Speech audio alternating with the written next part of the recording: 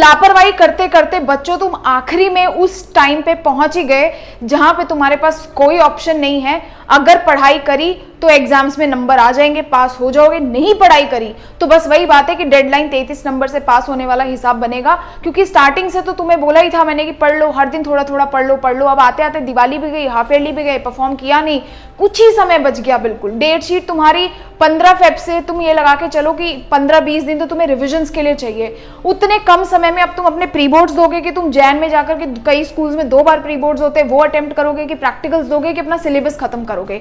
तो अब की जो स्ट्रैटेजी है ना, जो बातें आज मैं बताऊंगी वो सब बातें नहीं है जो पहले हो रही थी। वो तब हो रहा था क्योंकि समय ज्यादा था। अब क्योंकि समय कम है तो strategy needs to be changed. अब ये सारा का सारा चीज बदल जाएगा। किस तरीके से पढ़ना है वो वाली बात है, लेकिन उससे पहले बस एक चीज है यार, देखो आखिर में पढ़ाई तुम्हें करनी है। तुम्हें अब लापरवाही करनी है, तुम लापरवाही करो, तुम्हें वैसा ही आउटपुट मिलेगा। और अगर तुम्हें अच्छे से पढ़ना है, ईमानदारी से पढ़ना है, तो क्या स्कोप है? बिल्कुल स्कोप है। क्योंकि मैं बार बार बोलती हूँ 10th का सिलेबस बहुत ज्यादा नहीं है, लेकिन आपको इस समय अब एक भी दिन वेस्ट नहीं करना है। हर दिन, हर मिनट, हर सेकंड आपके लिए बहुत इंपॉर्टेंट है। हर एक सेकंड में आपको अपनी पूरी ऑनेस्टी डालनी है। मेरी बातों को बच्चों ध्यान से सुनना। उससे पहले आप कमेंट सेक्शन में जाओगे और लिखोगे कि this is the time to prove myself, और मैं अपना बेस्ट करूंगा, मैं कंसिस्टेंट रहूंगा। बच्चों सबसे पहले बात करते हैं इन 60 डेज को अपने लिए बेस्ट कैसे बनाना है। 60 दिन के अंदर सिलेबस कवर करना एक आर्ट है। 10th के बच्चों को अगर चाहिए कि 60 डेज में ना पूरा सिलेबस कवर करना है तो समझदारी से करना पड़ेगा बच्चों। हार्डवर्क से ये सिलेबस खत्म नहीं हो सकता। सिर्फ हार्डवर्क करने से आप एक अच्छा स्कोर नहीं ला सकते, आपको स्मार्ट वर्क करना पड़ेगा। करना क्या है, ध्यान से सुनो। इस समय स्मार्ट स्टडीज पे फोकस करेंगे। क्या मतलब है दीदी? देखो पहले तक तुम क्या करते थे, इजी चैप्टर्स पढ़ लेते, यहां से तो पूरे मार्क्स बन जाएंगे। अब बच्चों तुम्हें सबसे पहले उन चैप्टर्स को उठाना है जिनका हाई वेटेज है, जहां से ज्यादा क्वेश्चंस बनते हैं, जहां से बोर्ड एग्जाम्स में ज्यादा क्वेश्चंस आते हैं, जो चैप्टर्स बहुत इंपॉर्टेंट है। क्यों? क्योंकि वहां से आपका 60 to 70% पेपर बनने वाला है। तो ये जो हाई वेटेज चैप्टर्स हैं, इनको हम मिस आउट नहीं कर सकते और इनको हम एंड के लिए भी नहीं छोड़ सकते, क्योंकि ऑलमोस्ट एंड ही है। अब अगर इसको इससे ज्यादा डिले किया ना तो सारा सिस्टम खराब हो जाएगा, सारा का सारा स्कोर बहुत डाउन हो जाएगा। तो जितना भी है ना ये सारे चैप्टर्स बच्चों, ये 60-70% बनने वाले हैं, तो इनको जितना जल्दी हो सकता है पकड़ के खत्म कर दो। चैप्टर्स निकालो, उन्हें देखो, सॉल्व करो, खत्म करो। वेटेज के हिसाब से चैप्टर्स को सेग्रीगेट कर लो। इनको सबसे पहले फिनिश करना है जिन चैप्टर से क्वेश्चंस आपके ज्यादा बनते हैं, जिनका वेटेज ज्यादा है। सेम फिर जो लो वेटेज चैप्टर्स है बच्चों, उन्हें आपको बाद में करना है। क्यों करना है बाद में? क्योंकि उसमें आपको सब कुछ नहीं पढ़ना होता। देखो लो वेटेज चैप्टर्स में जैसे इन्वायरमेंट चैप्टर है, मैंने आपको हर बार बताया है, ये चैप्टर्स पहले पढ़ने जरूरी है क्योंकि इसको आपको ज्यादा टाइम देना पड़ेगा। ये एंड के लिए आप नहीं छोड़ सकते। लो वेटेज चैप्टर्स का क्या सीन है कि कोई इन्वायरमेंट जैसे चैप्टर, उसमें 3 मार्क का क्वेश्चन आ गया तो उसमें रिपीटेड ही होता है, उसमें आपको पता होता है जो चैप्टर 2 मार्क्स का, 3 मार्क्स का, 5 मार्क्स का आने वाला है, वो आपको मालूम है ना कि कुछ ही क्वेश्चंस में से पूछा जाएगा, तो वो इंपॉर्टेंट चीजें देख के आप सॉल्व कर सकते हो। तो इस पे ज्यादा टाइम वेस्ट नहीं करना, क्योंकि अगर ये करने अभी बैठे तो तुम्हारे जो हाई वेटेज चैप्टर्स हैं वो छूट जाएंगे। क्योंकि अभी क्या है, अभी तुम्हारे पास फिर भी थोड़ा समय है, तो तुम्हें क्या टेंशन होगी, बट तुम पढ़ पाओगे। बाद में इतनी टेंशन हो जाएगी कि तुम्हें कुछ समझ नहीं आएगा। तो अब उन चैप्टर्स को जो तुम्हें प्रॉब्लमैटिक लगते हैं, डिफिकल्ट लगते हैं, उनको छोड़ो मत। उन्हें अभी के अभी नवंबर में सॉल्व करने की पूरी कोशिश करो, जितना जल्दी हो सकता है। याद रखना, जो चैप्टर्स के वेटेज ज्यादा है बच्चों, उसमें आप ज्यादा टाइम इन्वेस्ट करेंगे। वाई? क्योंकि वहां से आपके क्वेश्चन ज्यादा बनते हैं। आप अब 3 नंबर वाले चैप्टर को और 10 नंबर जो चैप्टर पूछे जाने वाला है उसको बराबर नहीं पढ़ सकते कि इसको भी आप 3 घंटे बैठ के पढ़ रहे हो, उसको भी 3 घंटे बैठ के पढ़ रहे हो। ऐसा नहीं हो पाएगा। क्यों? क्योंकि आपके पास लिमिटेड टाइम है, तो आपको उसे इन्वेस्ट करना है। ठीक है, तो ज्यादा टाइम देंगे केवल हाई वेटेज चैप्टर्स पे, उन पे फोकस करेंगे, उनके मल्टीपल रिविजन्स करेंगे, और जो लो वेटेज चैप्टर्स है उनको स्मार्टली पढ़ेंगे, सब कुछ नहीं पढ़ेंगे, और बहुत ज्यादा डिटेल में लो वेटेज चैप्टर्स को आपको नहीं पढ़ना है। नेक्स्ट आ जाओ, बहुत इंपॉर्टेंट स्टेप, ये है आपका 3 स्टेप रोड मैप।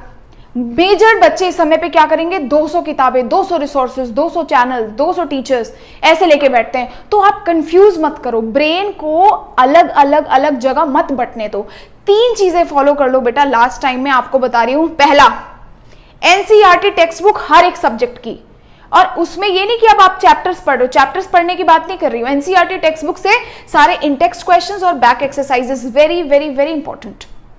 यहां से डेफिनेटली पढ़ना है। दूसरा इंपॉर्टेंट काम, कोई चीज पढ़ो ना पढ़ो, कोई सवाल करो ना करो, ये 2 महीने बेटा अगर प्रीवियस ईयर क्वेश्चन पेपर्स नहीं करे, कौन से, सीबीएसई के क्वेश्चन पेपर्स, ये क्यों करने जरूरी है, तुम्हें एक बात बताती हूं।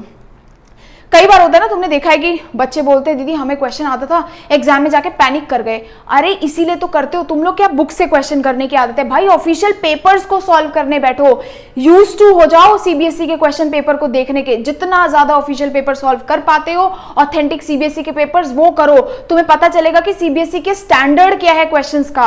अब तुम इतनी इतनी मोटी बुक्स ले लेते हो, उन बुक्स में तो दुनिया जहान के क्वेश्चंस हैं, तो सारे क्वेश्चंस करने का मतलब ये तो नहीं है कि सीबीएसई में वहीं से क्वेश्चन आ जाएगा।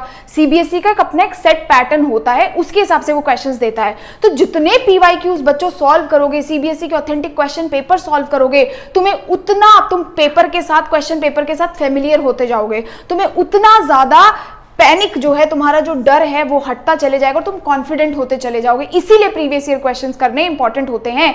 आप जब क्वेश्चन पेपर देखते हो तो आपको वो न्यू नहीं लगता, आपको लगता है कि हाँ ये मैंने पहले भी देखा हुआ है, ब्रेन ऐसे प्रोसेस करता है, तो कॉन्फिडेंट होते हो। इसीलिए मोस्टली बच्चे बहुत बेकार परफॉर्म करके आते हैं बोर्ड एग्जाम्स में, बहुत मेहनत करेंगे, बहुत पढ़ेंगे, लेकिन नंबर जब आते हैं तो बहुत कम आते हैं। क्यों? पैनिक हो जाते हैं, कॉन्फिडेंस नहीं होता। तो सीबीएसई के क्वेश्चन पेपर्स को देखो, बैक टू बैक सॉल्व करो, हर दिन सॉल्व करो, जितने बनते हैं क्वेश्चन पेपर्स निकालो, टिक मारो, चैप्टर पहला चैप्टर कर लिया, क्वेश्चंस को टिक लगाया, उसे सॉल्व करना शुरू कर दिया। सबको पता है previous year question papers book है मेरी लेनी है, मेरी लो, किसी और टीचर की लेनी है उनकी लो, किसी मर्जी पब्लिशर्स की लेनी है, लेकिन प्रीवियस ईयर क्वेश्चन पेपर्स याद रखना, ऐसे क्वेश्चन पेपर्स जो ऑथेंटिक सीबीएसई के क्वेश्चन पेपर्स हो, वो पीवाईक्यू बुक्स नहीं जिसमें बोला है कि हमने तो इसमें सारे पीवाईक्यूज डाल दे, नहीं, सीबीएसई के ऑथेंटिक क्वेश्चन पेपर्स। यहां से चांसेस होंगे कि आपके 10% तक के क्वेश्चंस, मतलब 80% तक के क्वेश्चंस रिपीट हो जाए, और एटलीस्ट अगर आपने 10 पेपर कर दिए सीबीएसई के, तो आप ये लगा के चलो आप ऑलरेडी टॉप 2 स्टूडेंट्स में आ गए हो। आपके बहुत ज्यादा चांसेस हैं कि आप बोर्ड एग्जाम में बैठ करके बिल्कुल भी नर्वस नहीं होगे, आपको पेपर भी सारा आता होगा, क्योंकि आपको ऑलरेडी पता होगा। यहाँ से जब पढ़ते पढ़ते आपको पता चलता जाएगा ये टॉपिक इंपॉर्टेंट है, ये टॉपिक इंपॉर्टेंट है, आप उन्हीं पे ज्यादा इंफेसिस रखोगे। ठीक है। तीसरा आता है बच्चों 5 mock sample papers. Sample paper release हो रहे हैं। सैंपल पेपर्स आपको करने कब है? जैन के टाइम में, जब आपका सिलेबस खत्म हो जाए, जिसका हो गया वो अभी भी कर सकता है, लेकिन 5 मॉक सैंपल पेपर, मतलब इन सैंपल पेपर्स को क्वेश्चन निकालो, बस जो सॉल्व नहीं है उसको बैठो और रैंडम सॉल्व करना शुरू करो। इससे तुम्हारा ब्रेन प्रोसेस करेगा, तो 5 कम से कम करके जाने, ताकि तुम्हें टाइम मैनेजमेंट वगैरह सिस्टम समझ आए। ये 3 चीजें कर ली बेटा, इससे ज्यादा कुछ मत करो, जितना है उतने को पढ़ो। नोट्स चाहिए, सारे मैंने डाल दिए ऑलरेडी, चैनल पे अपलोडेड है, जा करके देख लो, प्लीज उन्हें यूज करो। अब ये है नेक्स्ट सबसे इंपॉर्टेंट चीज, जितना समय बच गया है ना तुम्हारे पास, बच्चा कंसिस्टेंट नहीं हो पाएगा, और कंसिस्टेंट नहीं हो पाओगे, तुम्हें एक भी दिन अपना वेस्ट नहीं करना है, क्योंकि अब बोर्ड एग्जाम्स के लिए थोड़ा सा समय है। इसीलिए एक चार्ट बना के रखो, ताकि तुम थोड़े कैसे हो जाओ, कॉन्शियस हो जाओ। यहाँ पे चार्ट बनाने के बाद 30 मिनट्स, 1 आवर, 1.5 आवर, 2 आवर, ऐसे करके आप सारा टाइम लिखते चले जाओ। आप सपोज 30 मिनट्स पढ़ाई करने बैठे, 30 को कट कर दो, फिर आपने देखा कि आपने और पढ़ लिया, आपने 1 को भी कट कर लिया, फिर आप थोड़ा और पढ़े, 1.5 आवर्स को कट कर लिया, फिर 2 को कट कर लिया, 2.5 को कट कर लिया। तो जब ऐसे कट करते चलोगे ना बच्चों, तो तुम्हें एक मोटिवेशन आएगा, और तुम्हें सबसे इंपॉर्टेंट चीज पता चलता रहेगा कि तुमने हर दिन में कितने घंटे बैठ के सिटिंग करी है।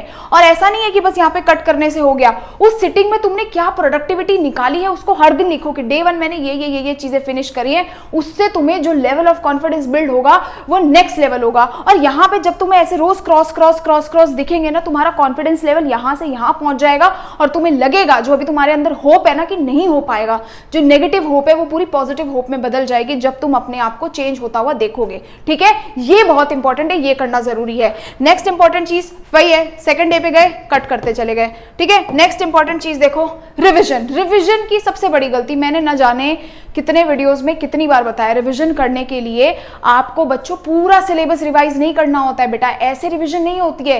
एग्जाम से पहले पूरा सिलेबस कैसे रिवाइज करोगे? ये इतने कम समय में बार बार पूरे चैप्टर्स को थोड़ी कि पहले पूरा चैप्टर पढ़ा फिर से चैप्टर पढ़ूंगा। 2 तरीके हैं। सबसे पहले तो मैंने क्या बोला, जब प्रीवियस ईयर क्वेश्चन पेपर्स करते हो आपने क्या किया बच्चों? प्रीवियस ईयर क्वेश्चन पेपर्स किया, आपने पीवाईक्यूज किए, तो पीवाईक्यूज करते करते जो सीबीएसई के क्वेश्चन पेपर्स हैं, आपको पता चलेगा यार ये क्वेश्चन तो बार बार आ रहा है, बेकिंग सोडा वाला क्वेश्चन बार बार आ रहा है। आपके दिमाग में जो चीजें रजिस्टर होती है उसको लिखते जाओ, टॉपिक 1, टॉपिक 2, टॉपिक 3, और ये टॉपिक्स इंपॉर्टेंट है, इन्हीं को आपको ज्यादा रिवाइज करना है, ज्यादा टाइम डिवोट करना है, क्योंकि चांसेस है यहीं से आए।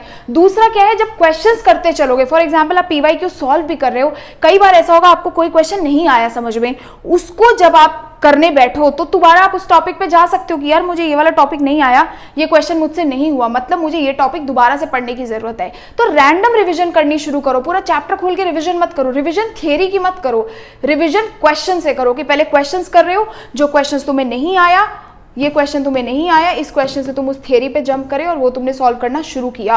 और दूसरा इंपॉर्टेंट चीज है, डिस्कस कर लो, जितना ज्यादा बच्चों के साथ डिस्कस कर लोगे, पढ़ा लोगे अपने दोस्तों को, तुम्हें बहुत अच्छे से चीजें समझ आ जाएंगी। ये मेरी बातें याद रखना, जितना इस एंड टाइम पे पढ़ाओगे, डिस्कस करोगे, चीजें याद हो जाएंगी। याद रखना हमेशा, जो चीजें बातों बातों में पढ़ते हैं ना, जैसे मैंने तुम्हें कोई बात बता दी तो वो तुम्हें याद रहेगी, ठीक है। तो ऐसे ही जब भी टाइम मिलता है, तुमने कॉल अटेंड कर लिया एक दूसरे का कि भाई मैं तुझे ये रिवाइज करवा देता हूँ, तू मुझे वो रिवाइज करवा दे, तुम दोनों का आपस में भी रिवीजन हो गया और तुमने नए नए चैप्टर्स भी सीख लिए। तो ये चीजें याद रखो बच्चों, हमेशा तुम्हें डेफिनेटली हेल्प मिलेगी। आई होप तुम्हें ये वीडियो पसंद आया होगा। प्लीज चैनल को सब्सक्राइब करना, आने वाले समय में तुम्हारे लिए मैं ऐसा ऐसा कंटेंट इस चैनल पे लाने वाली हूँ जो तुम्हें थोड़े से समय में बहुत अच्छा स्कोर करने के लिए काफी मदद करेगा। तो बच्चों, गॉड ब्लेस यू, ये सारी स्ट्रैटेजीज को फॉलो करो, समय बर्बाद नहीं करना है, खुद पे हिम्मत रखनी है, आप कर सकते हैं, कोई बहुत बड़ी बात नहीं है, पढ़ाई है, फोकस के साथ करना है। मैं तुम्हारे लिए हमेशा अवेलेबल हूँ, तुम मुझे इंस्टाग्राम पे भी कनेक्ट कर सकते हो, वो भी आईडी तुम्हें नीचे मिल जाएगी। Till then thank you so much and bye bye.